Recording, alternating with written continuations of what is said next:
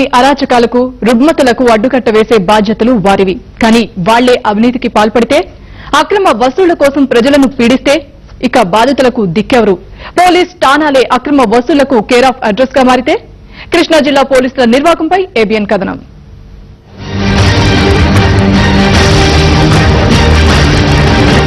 సత్యమేవ జయతే.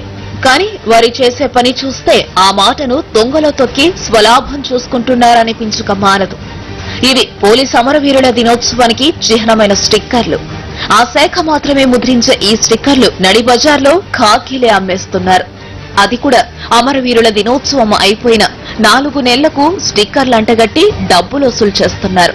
కృష్ణా జిల్లా మచిలీపట్నం శివారు ప్రాంతంలోని ఇటుకల వ్యాపారులకు బలవంతంగా ఈ స్టిక్కర్లు అంటగట్టి అక్రమ వసూళ్లకు పాల్పడ్డారు 2 కానిస్టేబుళ్లు.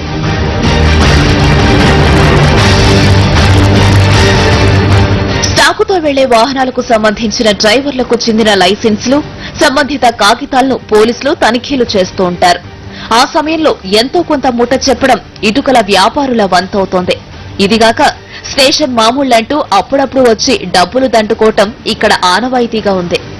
ఇది చాలదన్నట్టు ఏకంగా అమరవీరుల దినోత్సవం స్టిక్కర్లు అడ్డం పెట్టుకుని అక్రమ వసూళ్లకు పాల్పడుతున్నారు. గత ఏడాది అక్టోబర్ 21 నాటి పోలీస్ అమరవీరుల సంస్మరణ దినం స్టిక్కర్లు తీసుకొచ్చి డబ్బు వసూలు చేస్తున్నారని వ్యాపారులంటున్నారు. వర్షం వచ్చినా తడిసిపోయినా రాయ టిక్కర్లు పుచ్చుకుని వచ్చారు. మనిషికి 1000 ఇవ్వమన్నారు. అయినా కానీ మాకు కుదరదండి, రాయంతా పోయిందని చెప్పాం. అయినా కుదరదు, మీరు కట్టాల్సిందేనా అన్నారు.